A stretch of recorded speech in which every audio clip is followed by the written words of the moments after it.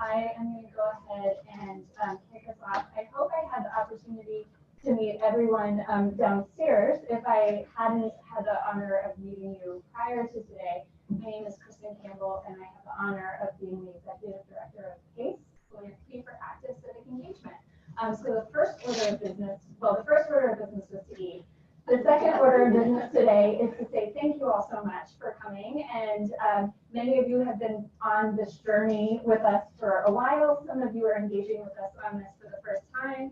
Some of you are engaging with PACE for the first time. And we're just really honored to have you all here. I also want to appreciate our friends and members at the CASE Foundation, in whose lovely space we are gathered.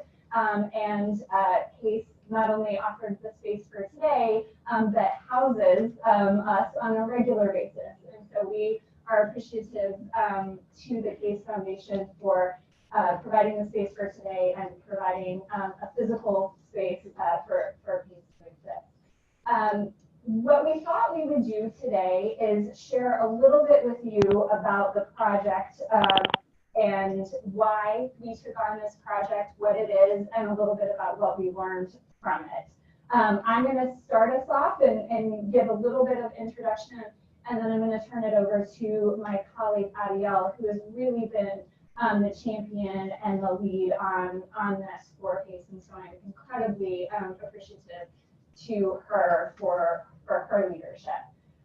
So for those of you who might be getting to know us at PACE for the first time, PACE is a community of foundations and funders that invest in civic engagement and democratic practice. Our members are very diverse. We have a number of folks in the room today. Actually, if you're a PACE member, could you maybe raise your hand?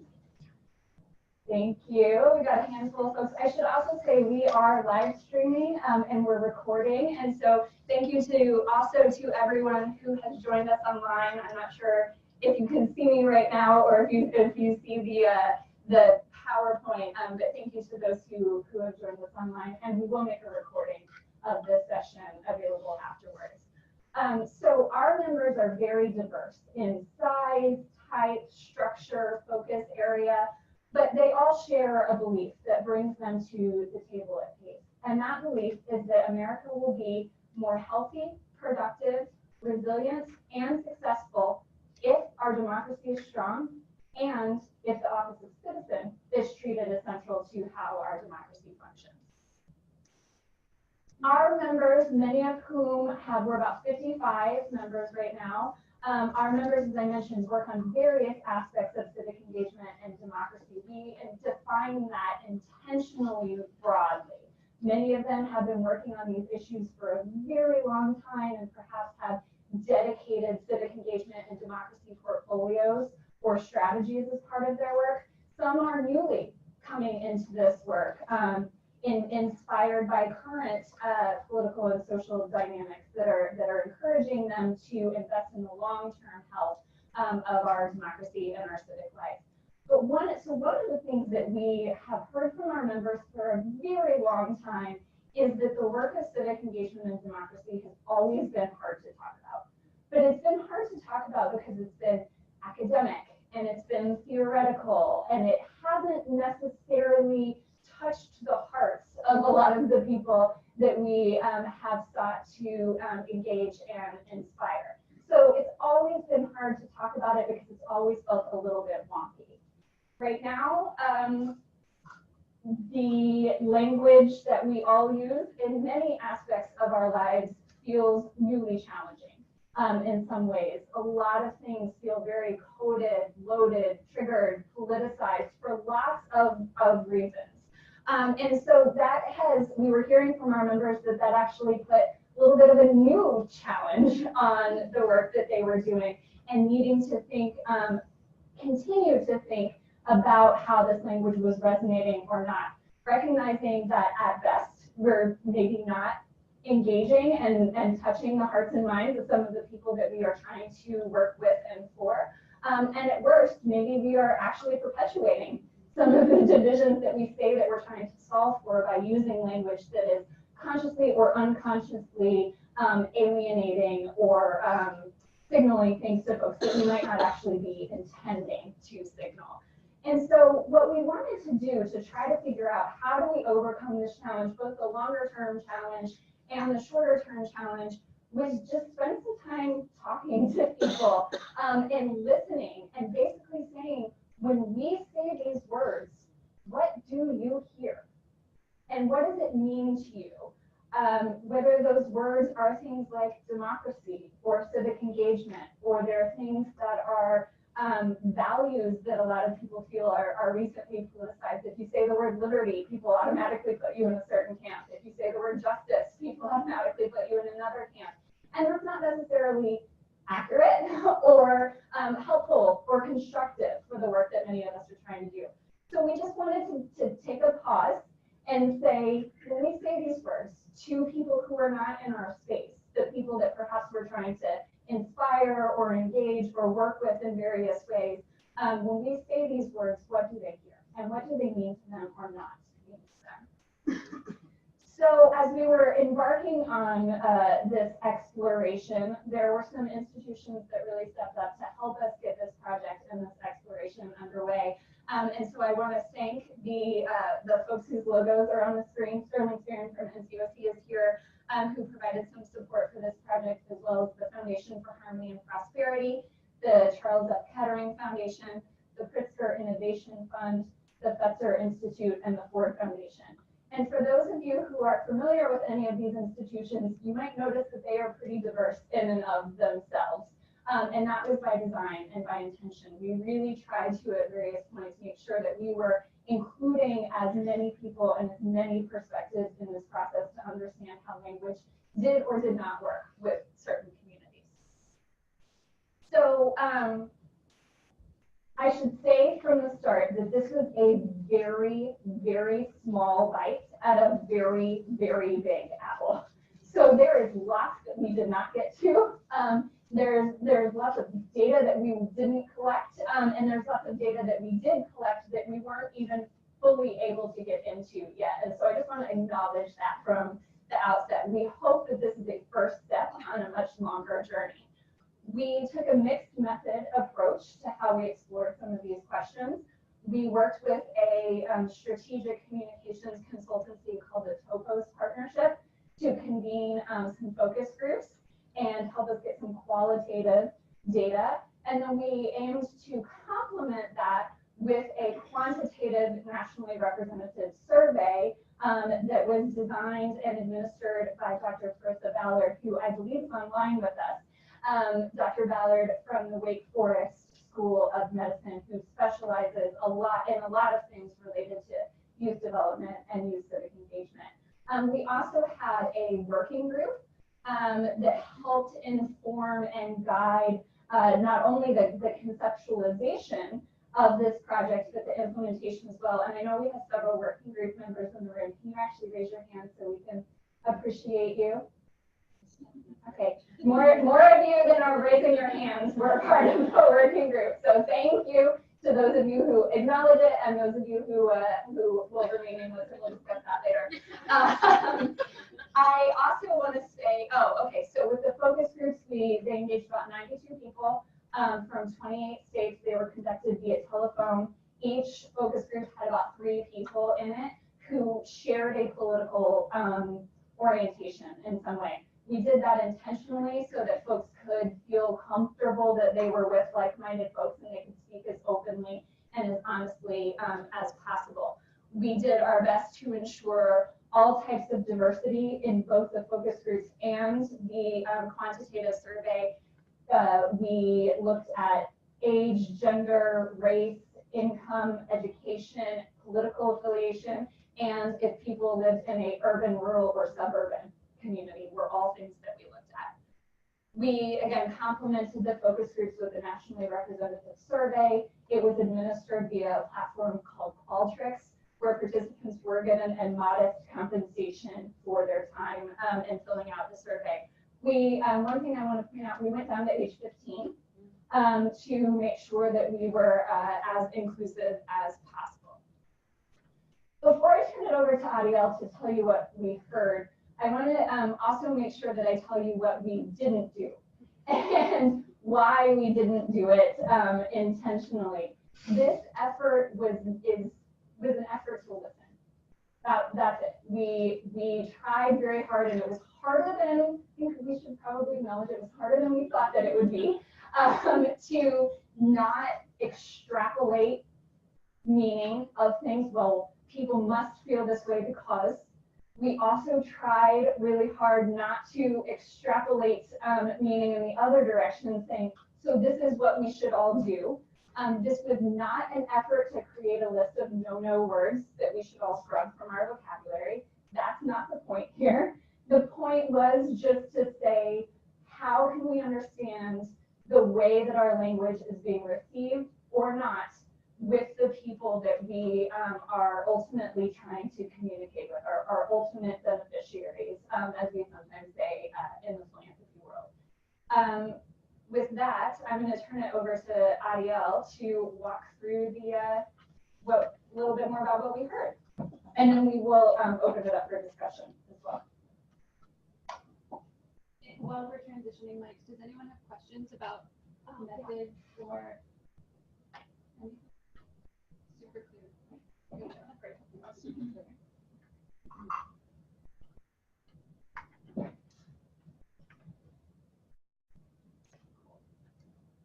So I should start by saying I'm Ariel. I think I've met most of you, but I lead our communications at PACE. Thank you all for being here. So a little bit of intro. We tested 20 words and phrases. We could have tested, and in fact the original list went over 80 in like 5 minutes. Our working group helped us narrow it down, and if you'd like to see more about the specific words and phrases, each of our research teams have put together memos that are available on our website, pacefunders.org/language. And you can see a little bit more detail about which words we looked at in the survey, which ones we looked at in the focus groups, and I'll say a little bit more about that.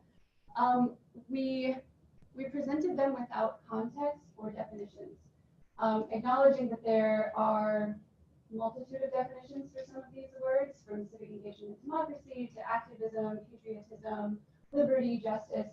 But that's part of what we wanted to get at, was how do people understand them? So we presented them without framing intentionally. Like Kristen said, our goal was to listen. I'll say that the difference is I think maybe expected to see more stark differences in the data as we looked at the survey. Like conservatives clearly think this, and liberals clearly think this. It wasn't quite that clear. What I think where the richness in the data comes from is kind of the patterns that emerged in between. And that's what I'd like to present today, is some of those themes, and then also some of the big questions that brings up. And let's start there. So the first theme is something that we actually heard verbatim, is that people felt like some of the language that we use to talk about the work that we do feels to them like someone else's language. So there was a strong kind of moral imperative that we felt through the focus groups, and also saw in the survey data, that people felt really compelled to be involved, to be a good community member, to be a good neighbor, to help other people. And so those things those things arose often, but not often in connection to ideas of democracy and civic engagement. It was, right? So these are a couple of survey questions. Well, this is one survey question. The next slide has another one. This one said, if you were to say one word or very short phrase to describe the act of participating in your community, what would that be? And this is not the most scientific way to present the data, but it is visual. And this gives you a sense of the words that people shared. You'll see that civic does appear, but more broadly, what we heard was volunteering and community giving, getting involved. A lot of the words are positive associations, but not words that we use so often. The next question, what word or short phrase would you use to describe a person who is active in their community? Again, very similar.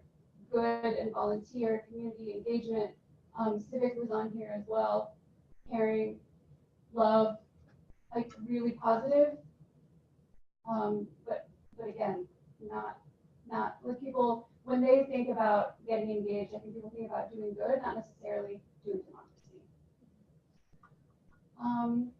So some questions that this raises for us, and there were, I think, maybe more questions than answers. So knowing that the words that we use to describe civic engagement and democracy work, right, I feel like there's no good way to stand where I'm not giving my back to someone. So knowing that these words don't resonate as broadly as we maybe had hoped with the folks that we work with, what does it mean for the kind of building that we want to do in communities? How has language become so mainstream, knowing now that it doesn't resonate with folks as well as we had hoped? What does that say perhaps about the disconnect between philanthropy and the communities that we serve if we're speaking in different languages? And also, something that we think about at PACE a lot, what's the role of civic education? And how, like, are people learning these words? Do they need something different to them? Are they not learning these words, etc. So this isn't another theme that came through really clearly, and you saw as well in the word clouds that people tended to really focus on individual level connections and actions. And the most resonant associations with some of these themes were around like these individual person-to-person level, community level interactions.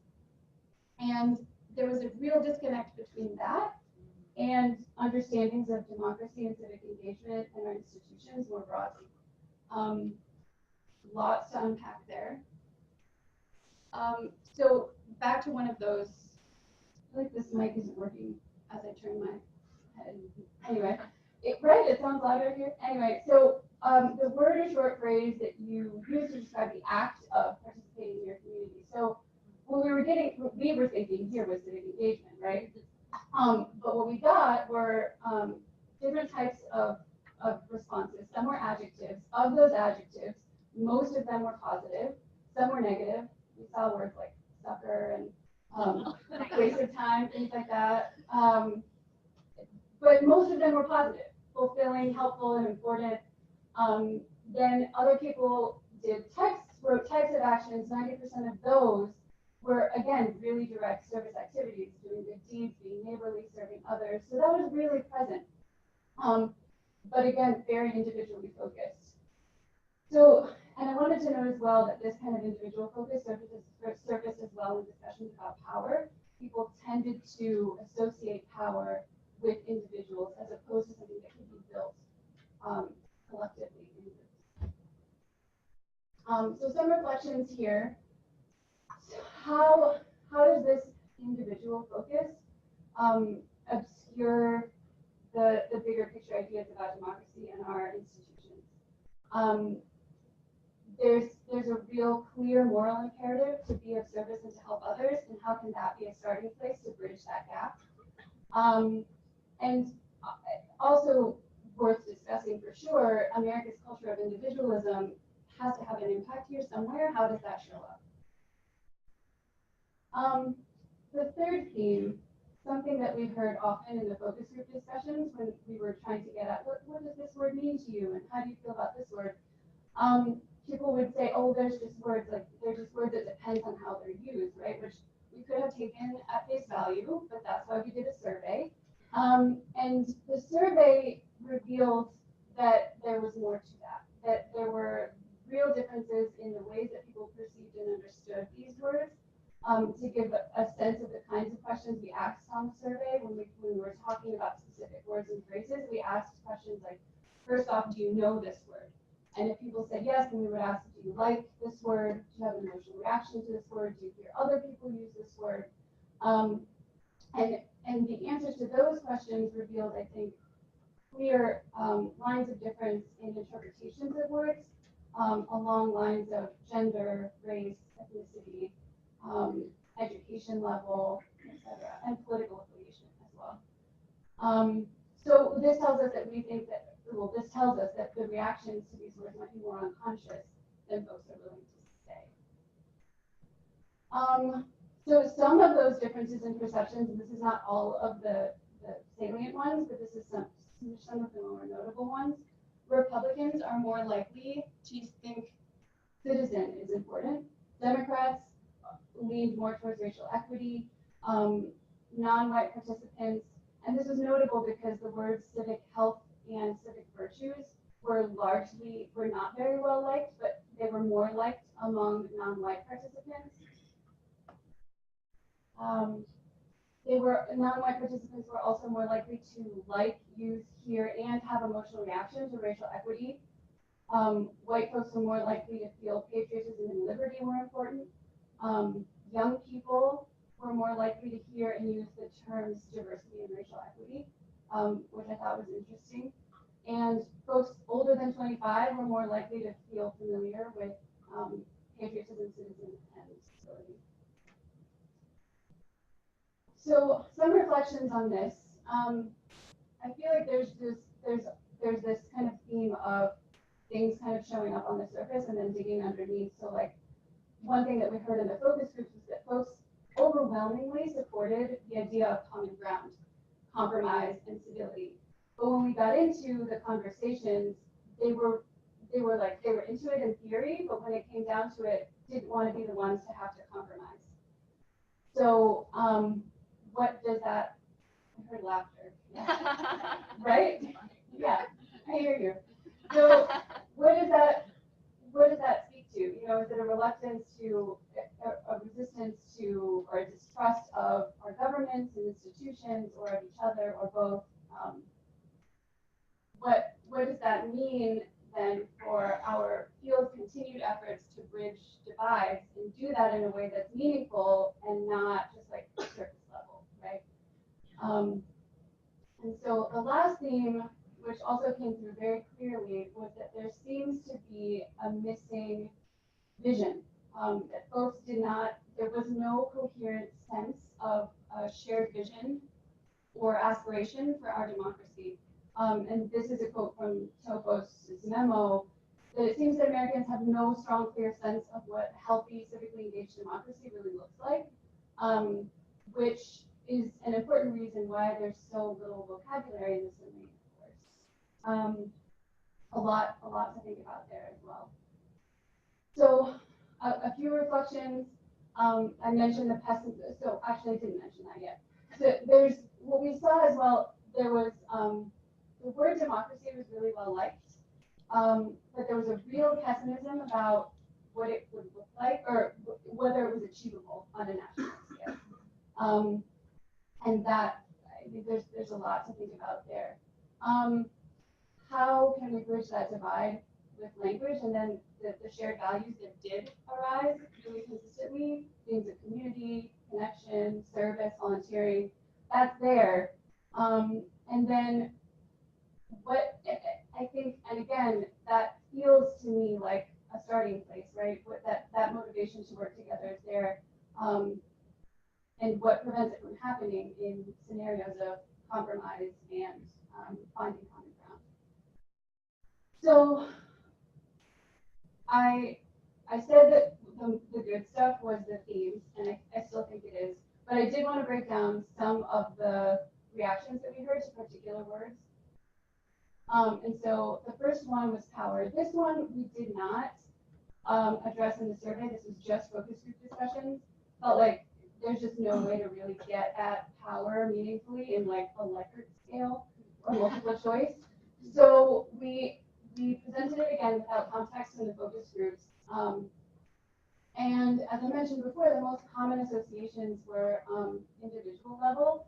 A lot of them were negative, abuses of power, individuals with too much power, and then helpful efforts to limit power. And we saw as well a missing connection between individual agency and power, and then the idea of building power did not come up in the conversation. Again, interesting. Privilege, this was interesting as well. Most often seen as politically charged. Conservatives thought it had liberal connotations, liberals thought it had conservative connotations.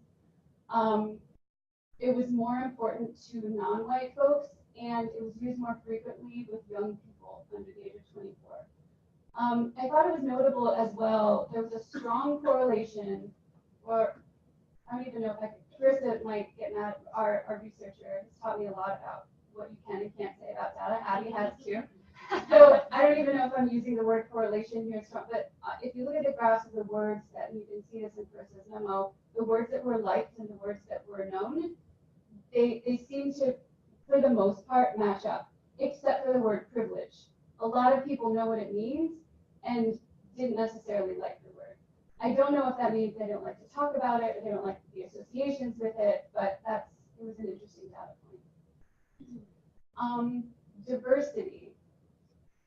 One of the words that varied most by political and demographic perceptions, liberals felt that the term diversity represents real and important differences in people that are important to talk about. They also thought conservatives were afraid of or antagonistic to diversity.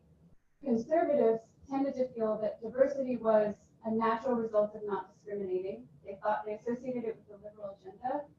And they also felt like because this was something that comes naturally without not discriminating, that it wasn't, the differences weren't necessarily important to point out. Both liberals and conservatives tended to associate the word diversity primarily with race. And there was also a widespread view of diversity as a strength, and that's particularly when it was defined broadly, really meaning more like different. Democracy. Rated really highly, one of the most universally positive terms. There was one thing that came up a lot in the focus group discussions about democracy was the importance of people having a say in the decisions that shape their lives. But at the same time, as I think I mentioned before, there was a real skepticism about how achievable that was, especially on a national scale. People even mentioned things like town hall meetings being rigged, that leaders already had their decisions made, that like there was just a real skepticism about what it would mean to really be involved. But the idea of being involved was seen positively, theoretically. That doesn't make sense. So there was a strong sense of like being involved in community, but a pessimism about what that looks like in democratic systems. I think that's fair. So questions. These are not questions. I'm going to open up for questions from you all very soon. But these are some of the bigger questions that we have coming out of this. Does everyone like my chicken and egg picture? I stole it from the internet. So, and you'll see why, right? So like we have established that there's a lack of cohesive shared language, which obviously makes it difficult to build a shared vision. We're also lacking a shared vision. How does that influence the development of a shared language? I don't have an answer for that yet. There's also this sense of Americans really having a strong sense and strong language and ability and inclination to describe things that are personal, things that happen on the individual level, on the human level, in communities. There's not as strong a sense, not nearly, in terms of describing more formal institutional concepts. Most Americans were more inclined to think about the personal connections within the bigger systems, but then struggle to relate the personal to the institutional. So a couple of things you should know. You can find our report. There's a couple of copies on the tables, along with some of the graphs inside. But you can find the report in addition to our respective research teams' memos. So Carissa's quantitative memo with the survey data, and the qualitative memo from Topos, which details a little bit more about what they heard in the focus groups. You can find that all on our website, casewonders.org/language. Our goal with this was first to listen, and then also to like continue the conversation. You saw that there's a ton of questions that we have about what this means, and we hope that this will continue. That this will be the first step in an ongoing arc of research So at the end of the paper, there's a conversation guide with some of the questions that we think would make good conversations, but we're definitely open to yours. We invite feedback if people host conversations about the data and what it might mean for them and their work. We'd love to hear about that, and there's a link to a form in the paper that you can share with us. We also plan to make the data publicly available, so you can see for yourselves. I don't know what else, or whatever else you do with data. We can say more.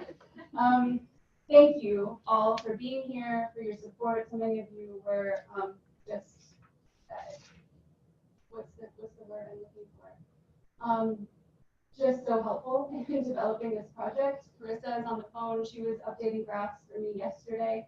I'm so grateful to everyone for their support and for being here today, for your interest in this. And questions from you all. Thank you. Thank you.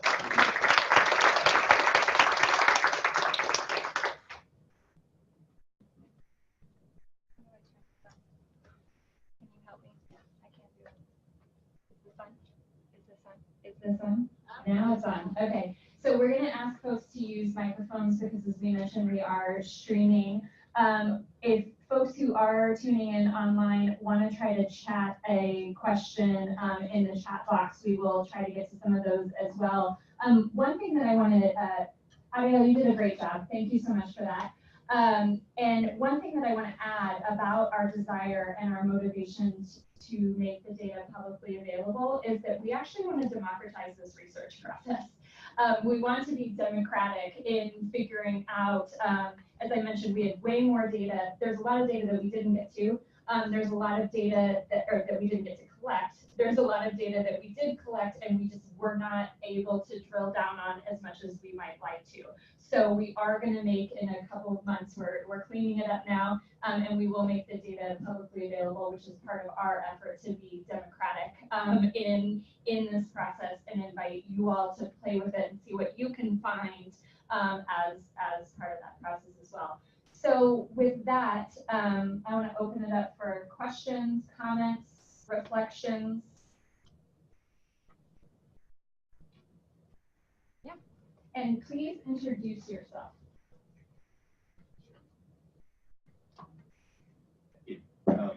I'm Dave Blackman from Microsoft's Defense Proxy Program.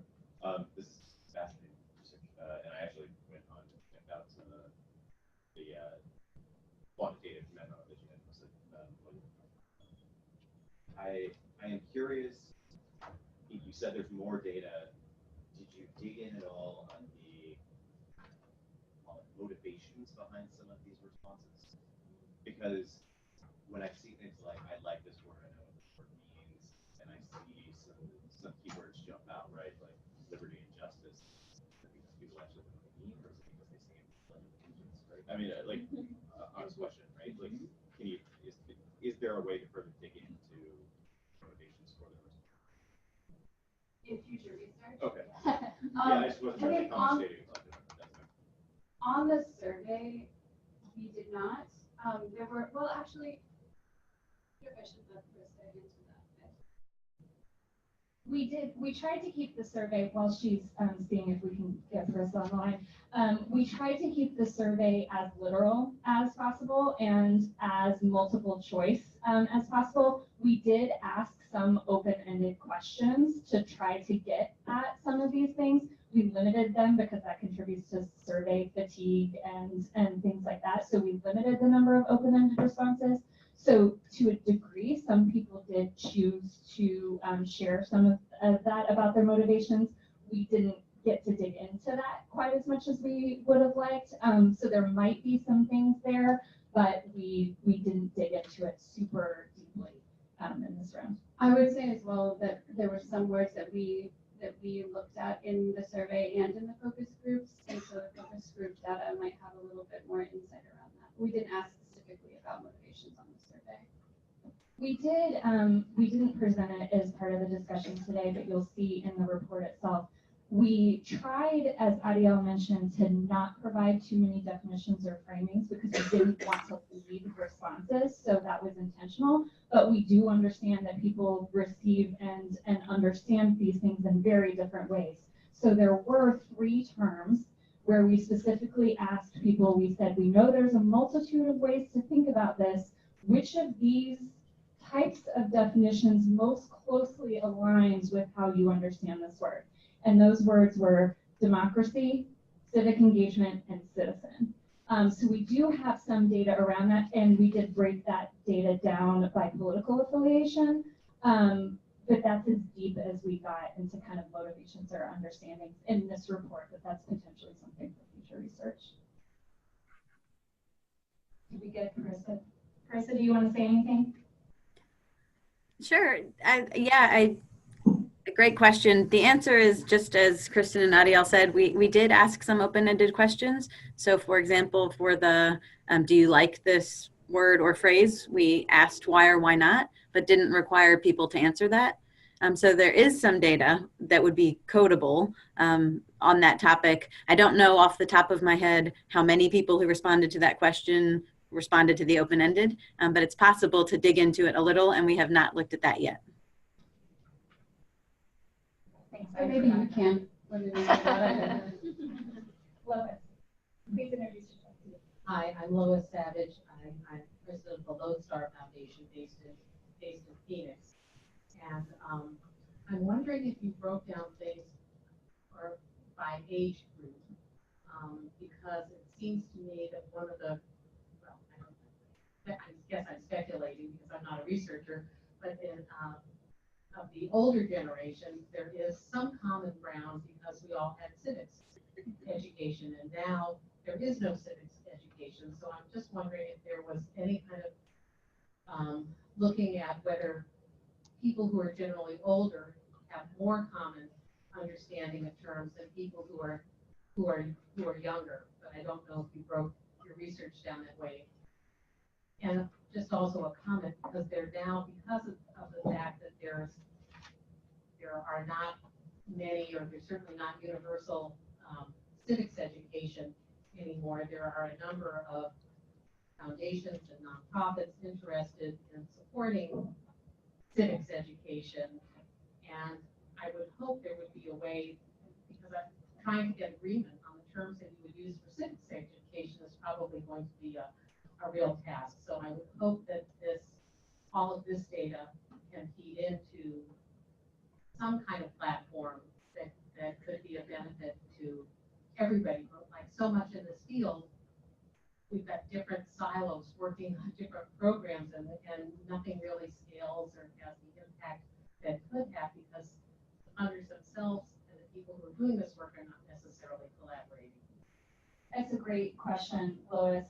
On the civic education piece, that's actually a good question that we were left with, of are people learning these terms and words and concepts in school or in community-based civic education organizations? Are they learning and hearing them? And if they are they actually seeing these things play out in their communities in the way that they learned about them? So that's a big question that could be underlying some of this. We did break down perceptions by age. It's not in our summary report. So the way that we structure this, for folks who haven't gotten the opportunity to check it out yet, we had Carissa did a memo on the results from the quantitative survey. Tokos did a memo on the results of a qualitative survey. We've made both of their memos available in full form on the website, and then we wrote a summary of those. So there's actually 3 different products for you to unpack here, and there will be 4 when we make the data publicly available.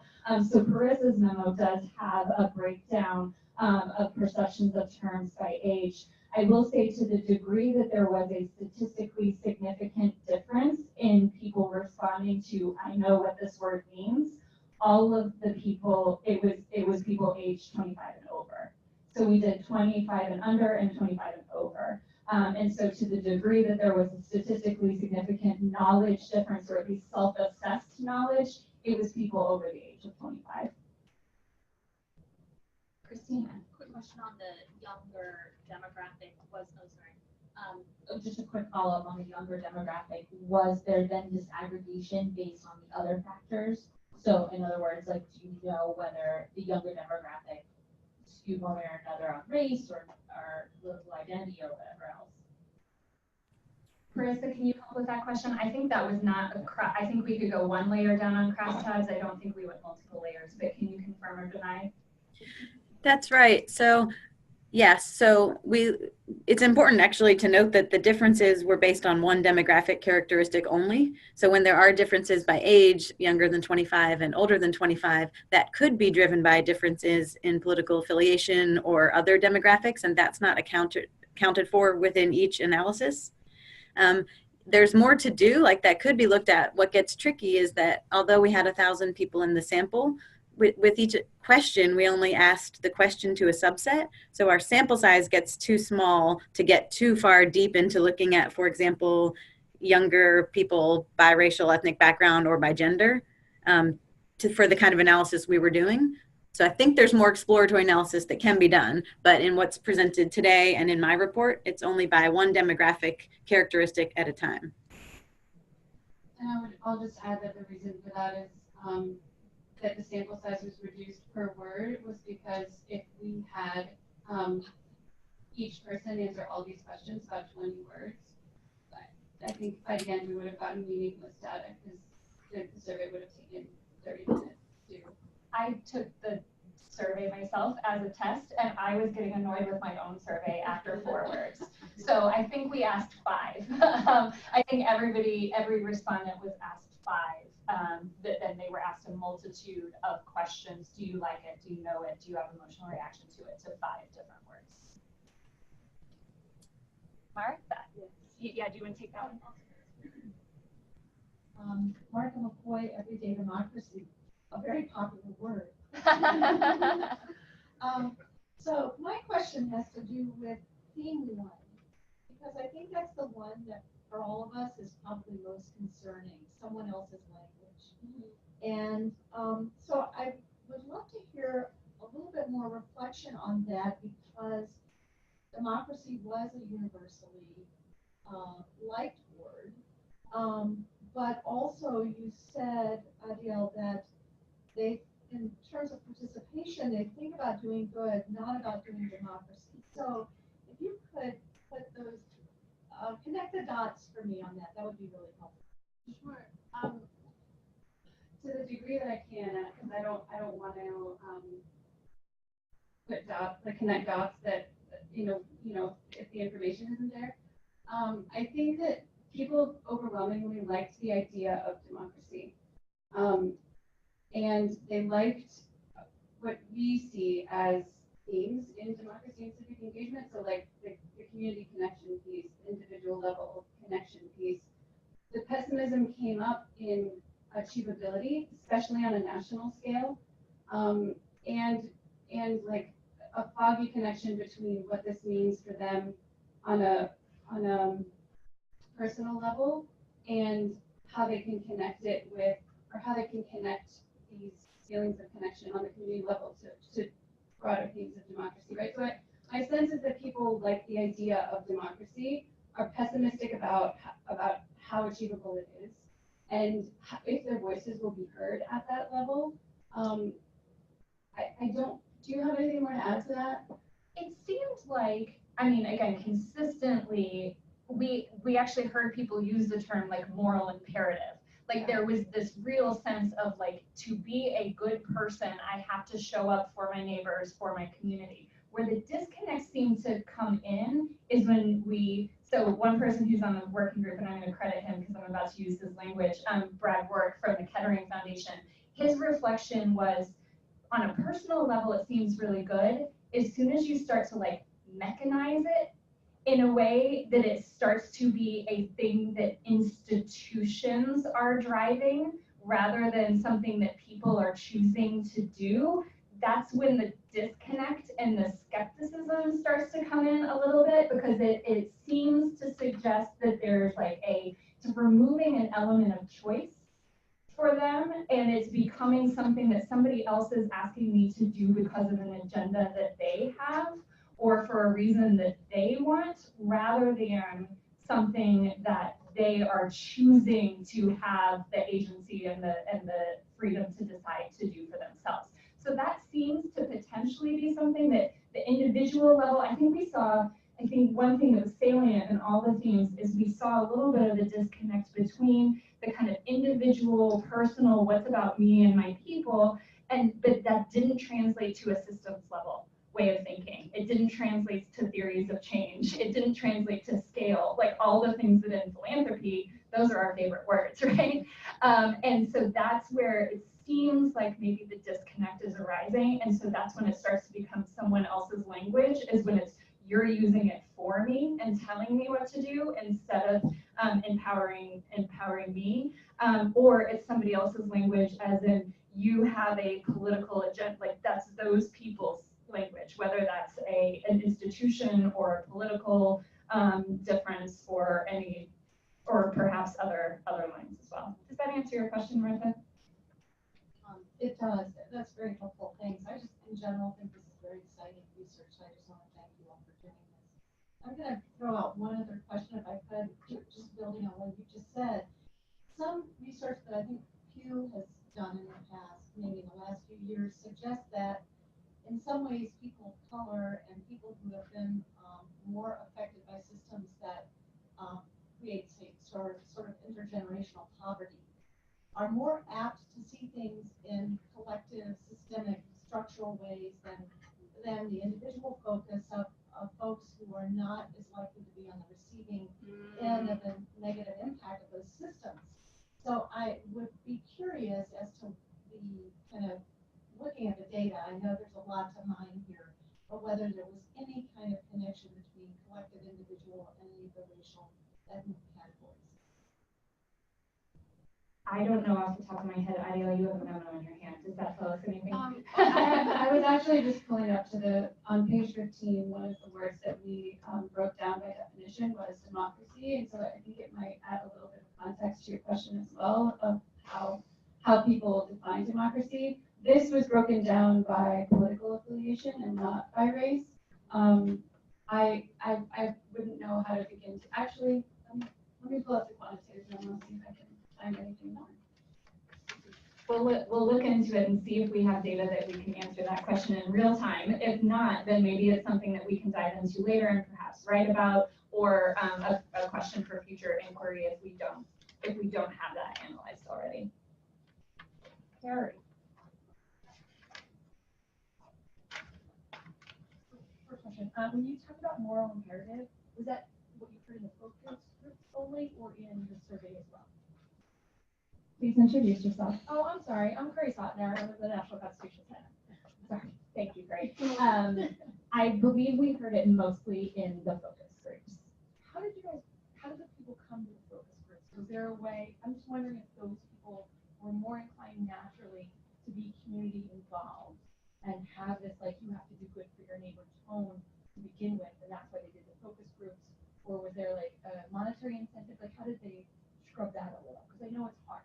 Yeah, Adiel, do you know? Sure.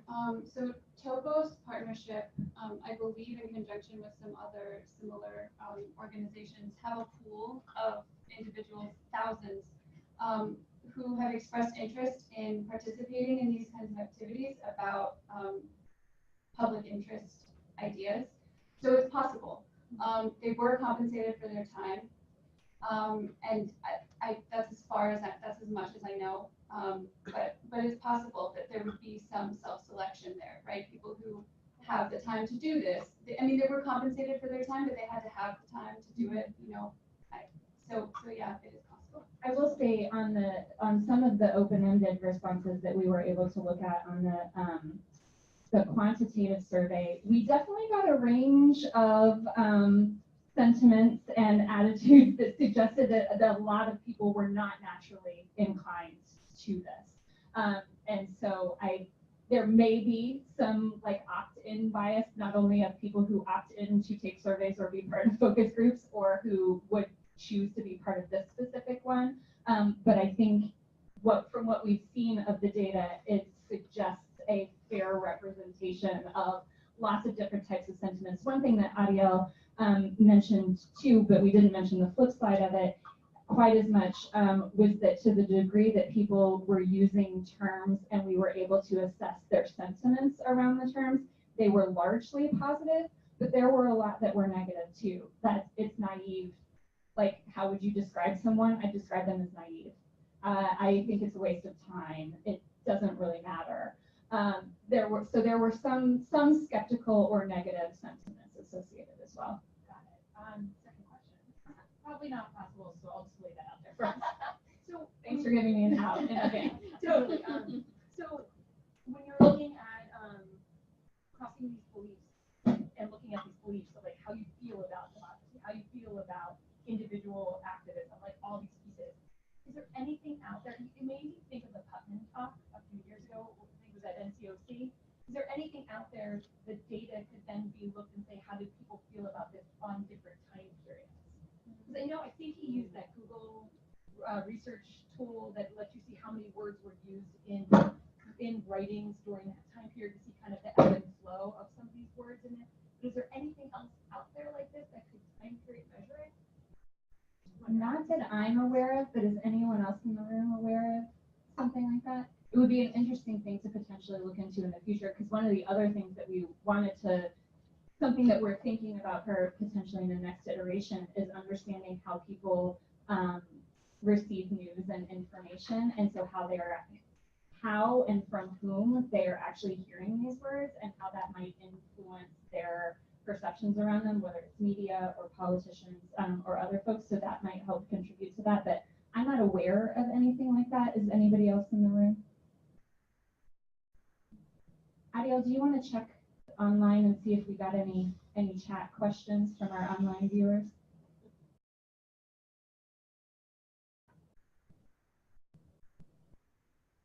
Are we still on there?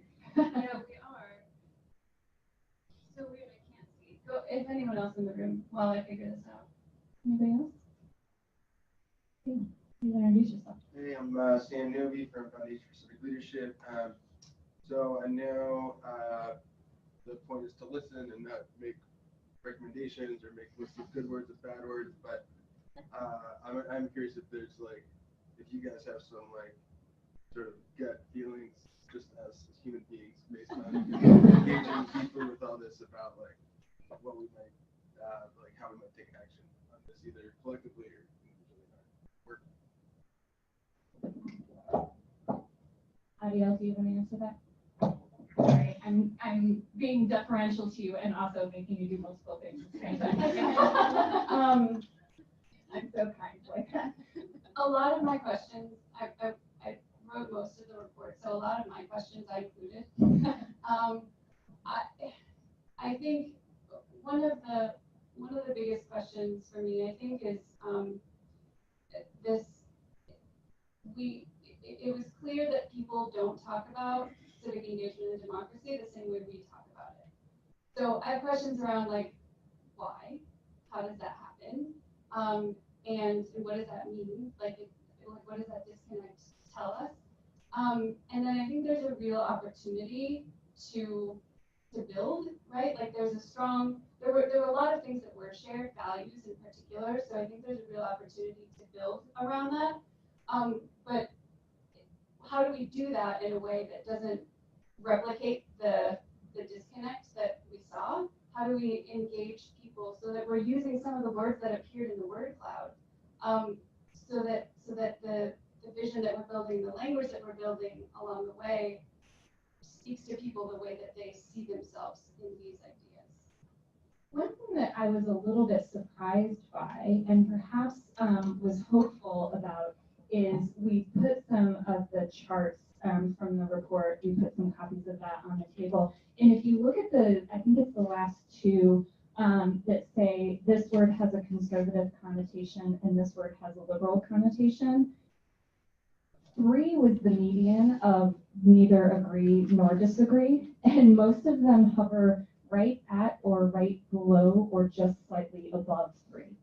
And so it was interesting and perhaps hopeful and surprising that these words might not on the surface, it kind of goes to the context matters finding, On the surface, they might not be as politicized as some of us that do this work regularly are feeling like they are.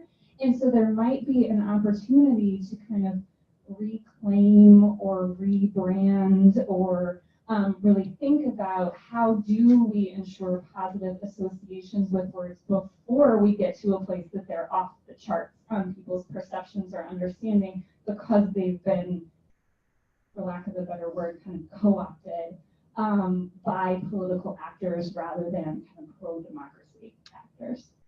Christina? Sorry, I don't think last time I told I'm from independent sector. But one thing that we just did research on something we care deeply about, which is charitable giving. And we had similar results where, you know, we thought like this would be helpful. People can know how Republicans want to hear about charitable giving versus Democrats. And we found out that like they want to hear the same things. They like all of our messages. So while that was good to know, wasn't helpful in that differentiation. But I think the positive spin on that is we as organizations that care about things like charitable giving or in this case civic engagement, maybe just need to talk more about it and need to not be so shy about sometimes like talking about our work, going to meet with folks on the Hill in our case, you know. So that was one of the takeaways we took, and I kind of am curious if you guys feel that way about that part of it. Thanks for sharing that, Christina. That's really, really interesting.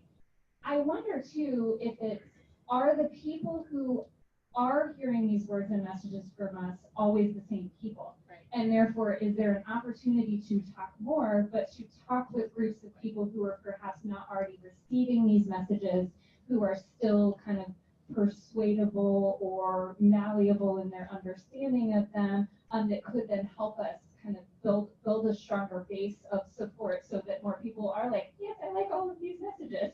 That's an interesting thought. Yeah, I mean, it's worth noting, I think, that we heard in the focus groups people saying it depends on the context. And then in the survey, we didn't offer context. So we were talking about these words in isolation. So I think it would be interesting to see in future research words in context. And we had talked about maybe including questions or including words with like a quote and a name and like a political affiliation, and seeing if like, you know, Joe Biden using the word justice or, you know, John McCain using the word liberty, like would it be, you know, how would they be perceived? And we don't know the answer to that. I think that would be eliminating, right? And if because I think the speaker really does make a big difference in these cases. And what is it like? How do they hear them when we say the words?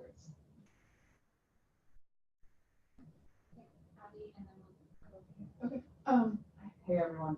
Abby Kisa from Circle at the Tisch College of Civic Life at Tufts University. And first, I just want to thank Adiel for all your hard work on this and thoughtful work on this, because this is really thick stuff.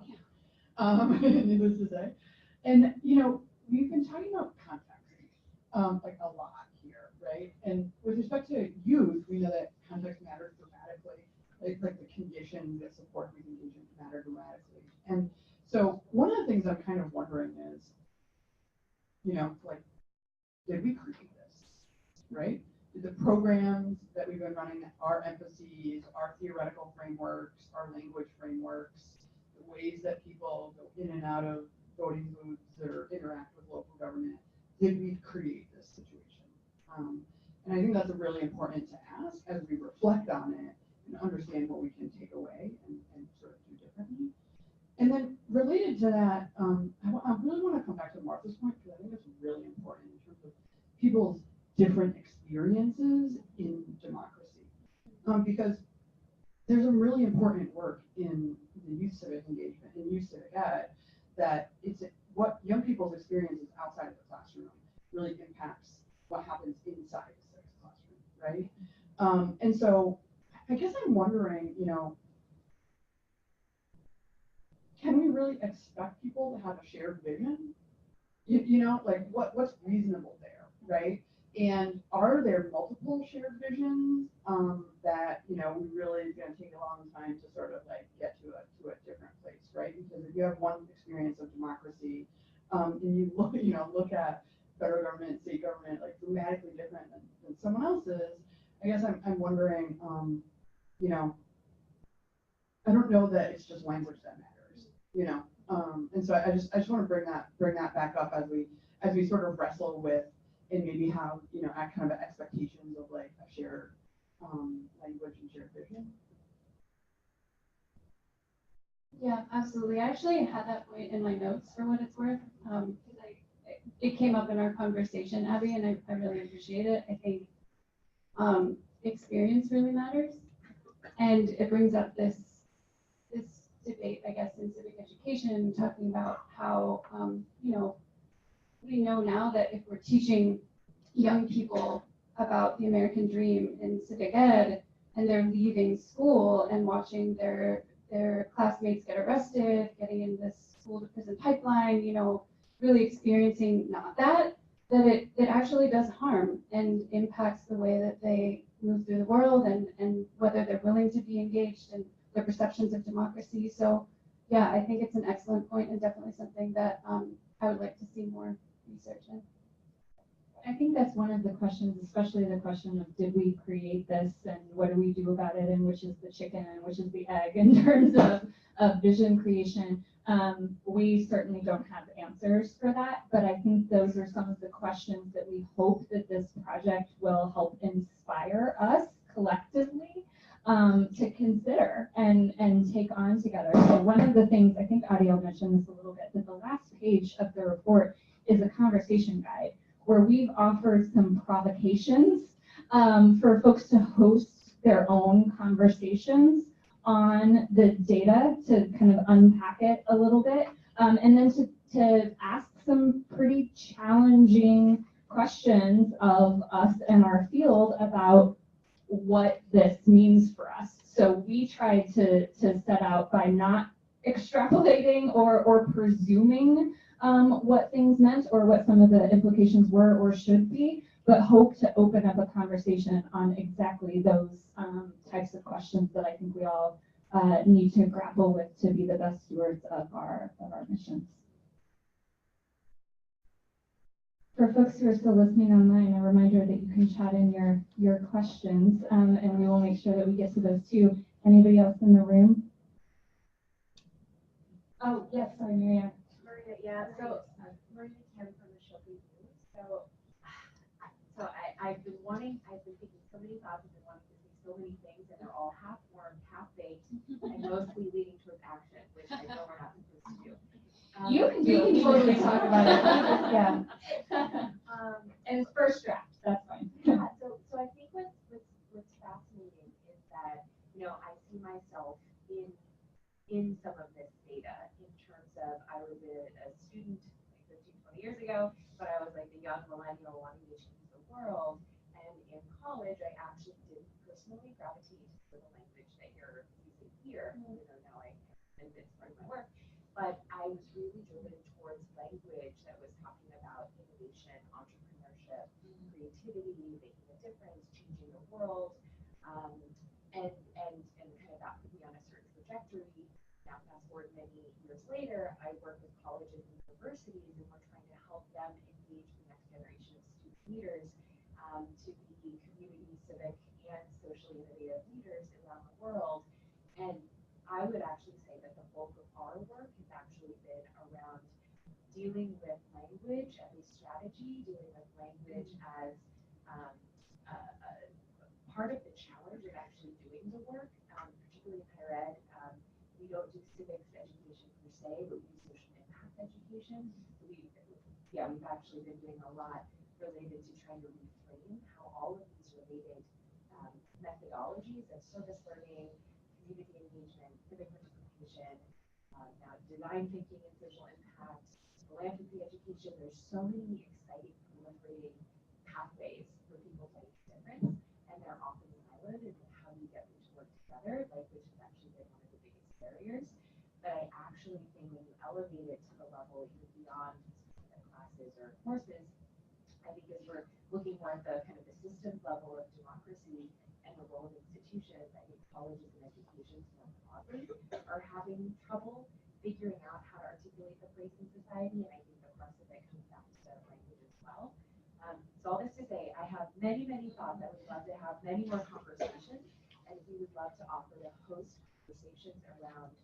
we've actually, frankly, in this time of crisis of democracy, I actually think there's a bit of responsibility in that we went away from the language of civics and democracy and we went towards the language of innovation and entrepreneurship, and we're actually trying to reconcile with our part in causing some of the problems maybe, but yet it was part of a trajectory of a generation. So I don't know. So I think there's ethics of language, but then there's strategy of language, and I think we need to balance the ethics and the strategy to get all the generations to work together. So anyway, I would love to partner in some way, talk about the data with our professors, talk about it with our students, and I think use it to build a bridge between the individual level of responsibility and the broader societal level. And just final thought that I was really struck by the link that you said that there wasn't much mention of agency in all of it. I would love to have conversations about that in particular. Just because the organization I work with, Ashoka, our vision is a book where everyone is a change maker, which has many other problematic language connotations, and that's a really fun definition conversation we have every day. But really the crux of it is that everyone has a voice, everyone has a role, and everyone can contribute. So I think there might be something there. If that's a half-formed thought, then I really want to know what your fully formed thoughts are, because that was brilliant. And there's so much in there. I particularly appreciate the acknowledgement of like how sometimes we try to shift language in like sexy and narrative ways that contribute to innovation and certain narratives that on the whole are probably good, but what does that mean for what's being left out when we shift language and terms? So I would definitely love to take you up on that offer. Can you pass the mic back to Andrew? Please introduce yourself. Can I add one thing to that? No worries. So one thing that I mentioned in the report and that I think about a lot, my background is in rhetoric and communication, so this is nerd candy for me.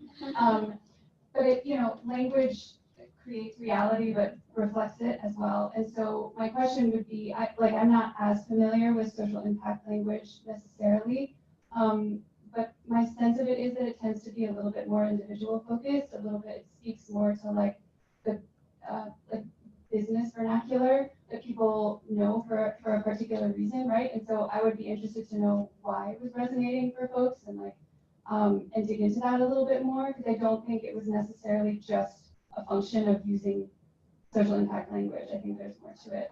Yeah. Sorry to interrupt. Go for it. No worries. Thanks, first of all, for the great report. My name is Andrew Knauer. I run an anti-polarization organization called One America. And I wanted to just piggyback on something Kristen said earlier, which is in a lot of the science and research that we've been studying around polarization, you see that we're really bad as humans at understanding the motives of people in the other group. And that we also have these things called meta-perceptions, where we have these very incorrect perceptions about what other group members think about us. Democrats think Republicans hate Democrats way more than they actually do. And I wonder how that digs into the language, whether when a liberal hears the word liberty, they're not only putting the connotations of who is using that word most often, which would be Republican politicians, but they're also putting in this notion of this meta-perception that Republicans think I don't care about liberty, and how that makes me not like the word sort of as a defensive mechanism. And so I think it'd be really interesting to figure out how much of our own sort of misperceptions are being baked into our feelings about it. Yeah, absolutely. I don't know if I have anything to add to that. Anyone?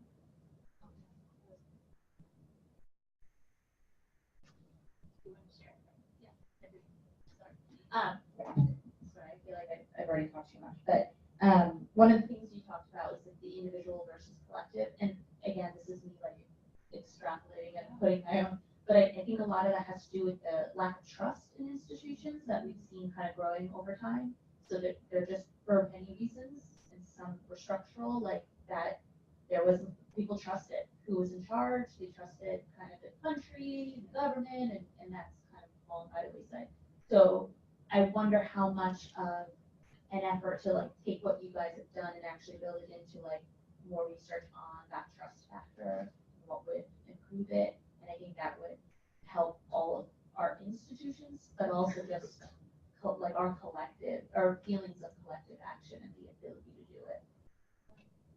That's interesting, but one of the things that I want to point out when was in the presentation a little bit when Adia was talking about a lack of an aspiration or imagination or vision, there was also a pessimism that there was something that we should be returning to. Sure. That we didn't want to be, it's not like things were kind of great before that we should like go back to. And so unpacking that a little bit And I as think, well. I think even the trust, the fact that we used to have trust, for people in The fact that we used to have trust goes back to a lot of what people have been saying about white versus people of color's experiences in America. And so if it was a white-led space with a white community, I mean, now we're much more diverse. And so we have to factor in the fact that not everyone has had that historical view.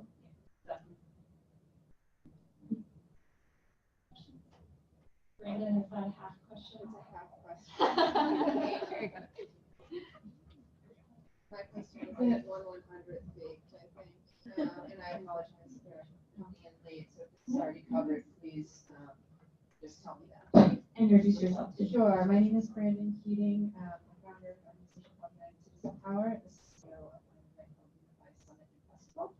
And I was just noticing in the words, there's sort of an interesting qualitative distinction in the words that the participants came up with themselves in the word clouds and the words that were provided to them that we use in the civic engagement space that I use all the time over and over again personally.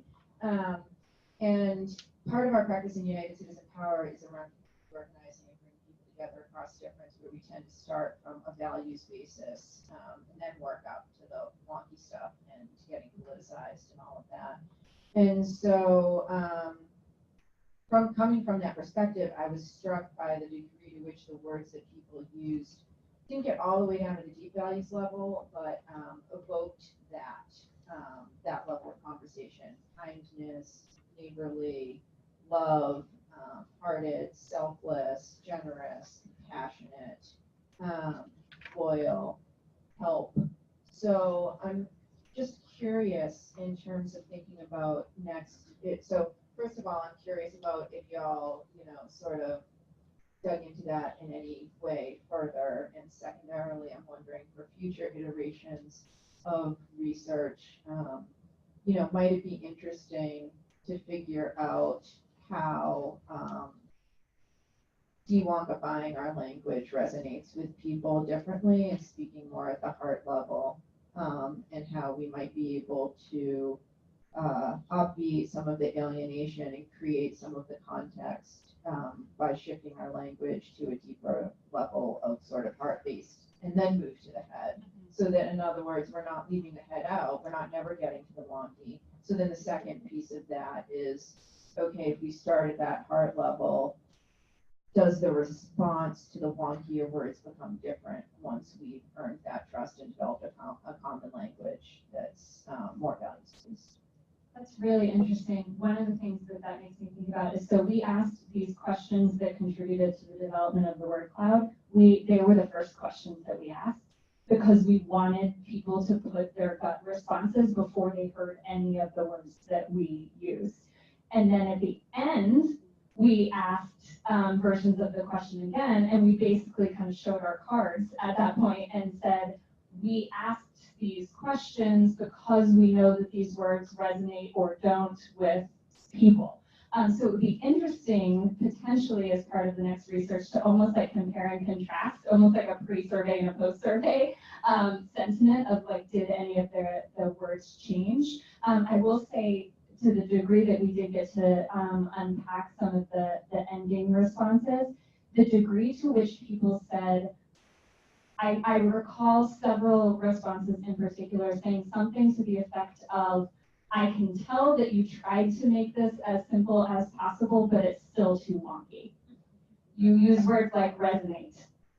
You're asking people if they have emotional reactions to things that are very literal words to them. Like, it's still, I can tell that you tried, but it's still a little bit wonky of a survey to get at some of the types of things that you might be trying to get at. So that was, I think, an important check for us that we thought we were being very simple, very clear, and very literal, and there was still a reaction to it might still be a little wonky. But I love the way that you articulated kind of like is there something to build on? I think it gets a little bit to your point too of like some of the things that we do share and they're very uncontested. Because I think one of the interesting reflections that I had too is like looking at some of these words on the word cloud, like they're not controversial words, they're not political words, like you'd be hard pressed in a lot of these to find somebody that would say, I'm actually against that, right? It's kindness, Yeah, kindness is wrong.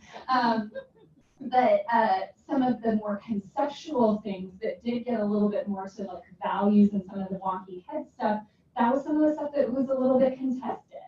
And that there was still a lot to unpack around. And I think one of the assumptions that we had going in was there's a lot that we talk about that we say is about words, like, oh, we mean the same thing, so we just start choosing different words to talk about it, which sometimes masks deeper, more underlying differences, and we actually mean and value fundamentally different things, and we're blaming it on word choice.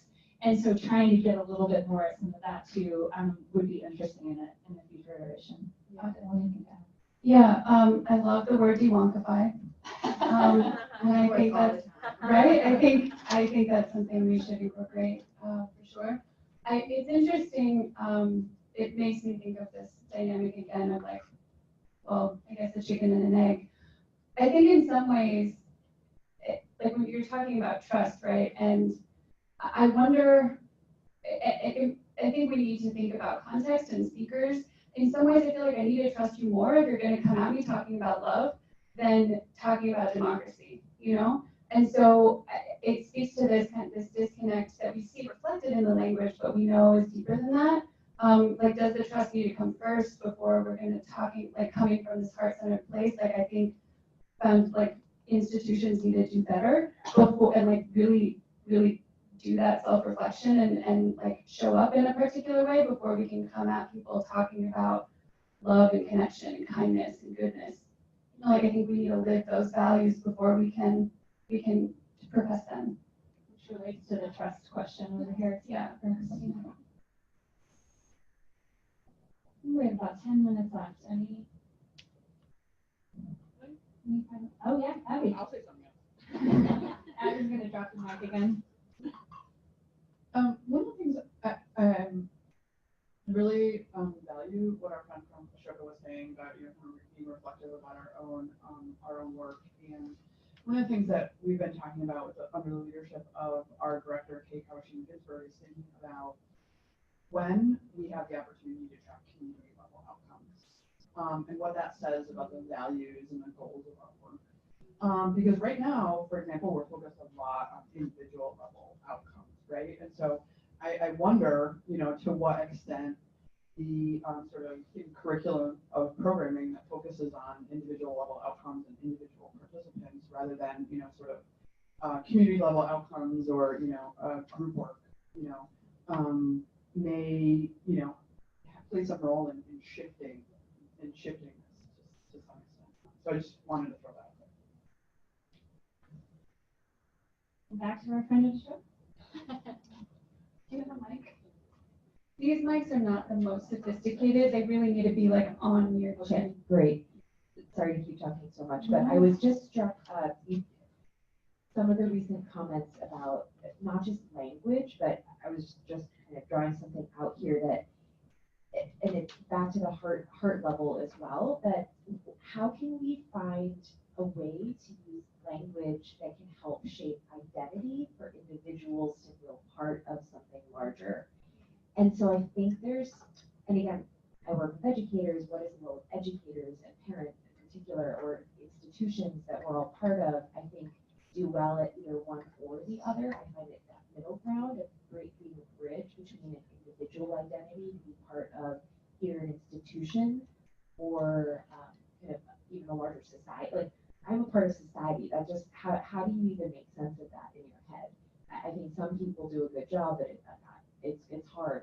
And so the bridge between the heart and the head and the system is just really challenging, especially when you're talking about a 13-year-old or a 15-year-old that are still forming.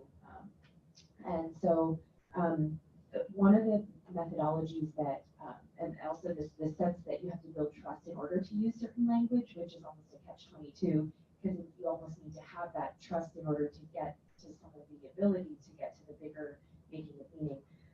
So I'm just wondering also, how can we all get smarter in the methodologies we use, not just the language we use, but also, and this is going to sound a little woo-woo, but how we are embodying ourselves. And so how are we showing up? And I also think, frankly, beyond the language, which can feel theoretical and disconnected if we're coming at them from a place of expertise. I actually think so. I just kept writing words, and I think it was some of the language just here, but like, how do we show up as a human? Like, how do we, and so the bigger question, like I think about a lot, is how do we humanize institutions? Because institutions are a collection of humans, but people then dehumanize the institution, and I actually think we're fighting for our lives for our institutions that are either blown up, reinvented, or invented from inside out, or, outside institutions will be taking over. So I actually think this is kind of a pretty important question. And so I know this goes beyond like definitions of language, but I actually think the strategy of how language is part of building relationships with people and is part of building identities. And I think there's something about how you also live the language. How are you living love? How are you living kindness? How are you living? Because I think being the language also helps communicate. Communication goes beyond language. So much. Just as sort of a thought in response to what you were saying and a question, I feel like this project has sort of laid the foundation for the reinvention in the sense that it begins by listening. And I feel like how you provide agency to folks, how you help them own an identity is actually by starting with listening. I mean, we do that in the field and then door-to-door, face-to-face sense in marginalized communities by doing a type of door-to-door conversation in which we listen more than we talk, essentially is the oversimplified version, and help people talk out loud through their own cognitive dissonance. But that allows us to very quickly be able to get to that heart level in a single conversation with a stranger. And I feel like there's an analog to what institutions can do that you are starting here by listening. We have so many tools with which to listen now with the internet and with partnerships with community-based organizations and so forth, that there's a real opportunity that this project sows the seeds for to institutionalize deeper community listening, which I think is super exciting.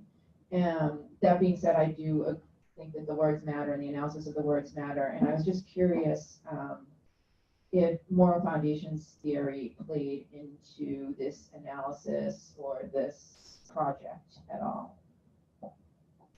Moral foundation. I'm not familiar with moral foundations theory, so I'm going to say no. But I'm not familiar with it either. Gotcha. But I don't want to take the conversation off into a tangent, but it's just basically a theory that's about how conservative people and democratic people hear certain words with moral underpinnings that are different. Mm-hmm. So we can get to the same concept, but it needs to be from a different angle. For example, things around the environment come from a purity background for conservatives and more of a justice background for liberals. So anyway, I was just curious if it was part of the word choice framing and all of that might be a thing to think about for future iterations. Definitely. I want to call out that our colleague Janice, who is listening in from Chicago, made a note that Facing History in Ourselves, I assume that's a book, Janice? Oh, it's an organization. Oh, it's an organization. Sounded like a good book title. Does great work around identity. Oh yeah, that makes sense. To go along with, I think it was the previous comment, specific to civic ed for young people. I think we probably have time for one more question, especially from maybe somebody that hasn't had an opportunity to speak yet before we wrap up.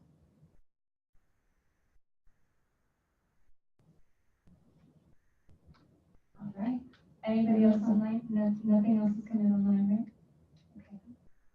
Well, thank you all so much for being part of this luncheon, being part of this conversation, being part of our community in some way, even if you're engaging with us for the first time.